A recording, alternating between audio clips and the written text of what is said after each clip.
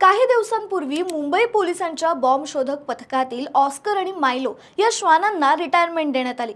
मुकेश अंबानीच्या अँटिलिया या निवासस्थानाबाहेर कारमध्ये ठेवलेल्या स्फोटक प्रकरणाची तपासणी करताना ऑस्कर या श्वानाने महत्त्वाची भूमिका बजावली होती। माणसं डोळ्यांनी ज्याचा शोध घेऊ शकत नाही ते फक्त वासावरून काही मिनिटातच शोधण्याचं कसब या श्वानांमध्ये असतं।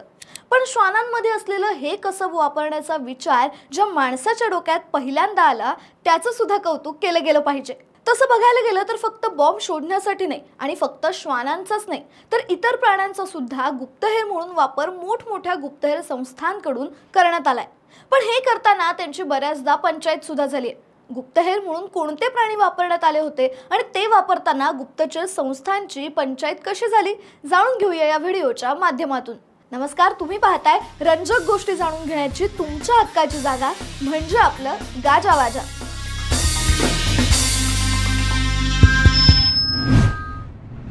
मुळात प्राण्यांना गुप्तहेर म्हणून किंवा तशाच प्रकारच्या कामांसाठी वापरणं हे एखाद्या व्यक्तीला वापरण्यापेक्षा खूप सुरक्षित असू शकतं।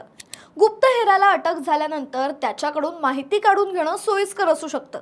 पण एखाद्या प्राण्याला गुप्तहेर म्हणून वापरल्यानंतर जरी तो प्राणी पकडला गेला तरी त्यांच्याकडून माहिती कशी काढून घेणार? म्हणूनच गुप्तहेर आणि तशाच काही कामांसाठी प्राण्यांचा वापर करण्याचा विचार केला गेला असावा। एक महिन्यापूर्वी नॉर्वेच्या समुद्रात बेलुगा व्हेल मासा मृत अवस्थेत सापडला। जेव्हा ही बेलुगा व्हेल काही वर्षांपूर्वी दिसली होती तेव्हा तिच्या शरीरावर एक हार्नेस आणि एक छोटा कॅमेरा लावण्यात आल्याचं आढळलं होतं। या हार्नेसवर सेंट पीटर्सबर्ग इक्विपमेंट असं लिहिलेलं होतं। त्यावरून हा अंदाज बांधण्यात आला की ही व्हेल रशियन गुप्तहेर आहे। रशियन नौदल माशांना ट्रेनिंग देण्यासाठी प्रसिद्ध आहे। जेव्हा अमेरिका आणि सोव्हिएत संघात शीतयुद्धाची ठिणगी पेटत होती तेव्हा सोव्हिएत संघाच्या नौदलाने समुद्रातील काही प्राण्यांना ट्रेनिंग देण्याचा एक कार्यक्रम राबवला होता, ज्यामध्ये प्राण्यांचा वापर समुद्राच्या खाली पाळत ठेवण्यासाठी केला गेला।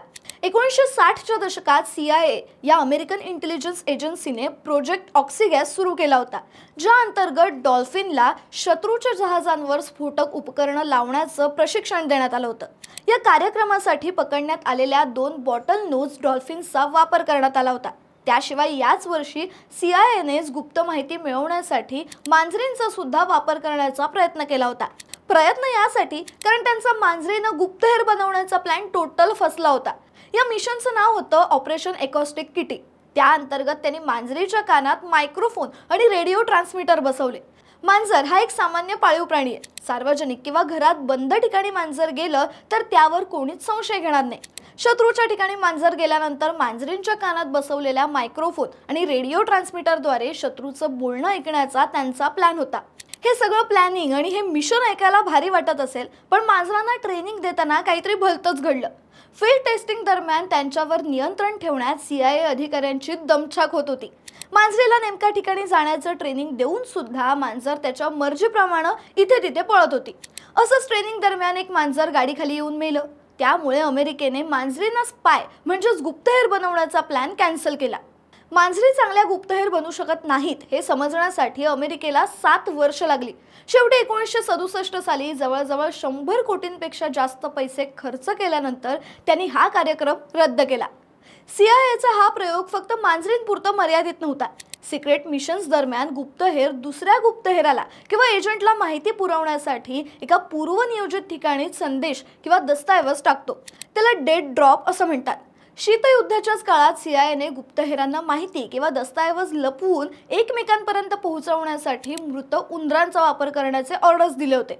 मृत उंदरांच्या मृतदेहावर प्रिझर्वेटिव्स लावून त्याच्या आतील भागाचा वापर करून त्यामध्ये नोट्स आणि गुप्त फोटो लपवले जातील अशी ही एक आयडिया होती।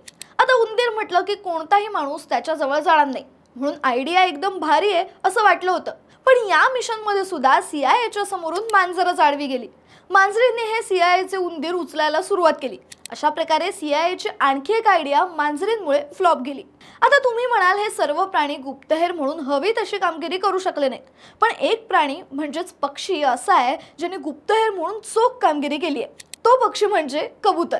खूप आधीपासूनच कबुतरांचा गुप्तहेर आणि संदेशवाहक म्हणून वापर केला गेलाय। दुसऱ्या महायुद्धाच्या काळात ब्रिटिश गुप्तचर संस्थेने एक ऑपरेशन राबवलं होतं, ज्यामध्ये जर्मन सैन्याच्या घडामोडी आणि महत्त्वाच्या ठिकाणांची गुप्त माहिती मिळवण्यासाठी कबुतरांचा वापर करण्यात आला होता। कागदावर लिहिलेल्या छोट्या छोट्या चिठ्ठ्या कबुतरांच्या पायाला बांधल्या जायच्या। या कबुतरांमुळेच नाझी सैनिकांच्या शस्त्रांची आणि नियोजित रॉकेट हल्ल्यांची माहिती त्यांना आधीच मिळत होती। ब्रिटिश गुप्तचर यंत्रणांनी 1941 ते 1944 या काळात नाझींच्या ताब्यातील युरोपमध्ये 16,000 कबुतरांचा वापर केला होता। थोडक्यात काय तर प्राण्यांचा गुप्तहेर म्हणून वापर करण्याचे अनेक धाडसी प्रयोग झाले, ज्यामध्ये गुप्तचर संस्थांना कधी यश आलं तर कधी प्राण्यांमुळे त्यांची पंचायत झाली। तुम्हाला ही माहिती कशी वाटली आम्हाला कमेंट्समध्ये नक्की सांगा आणि अशीच रंजक माहिती जाणून घेण्यासाठी गाजावाजाला लाईक, शेअर, फॉलो आणि सबस्क्राईब करायला विसरू नका।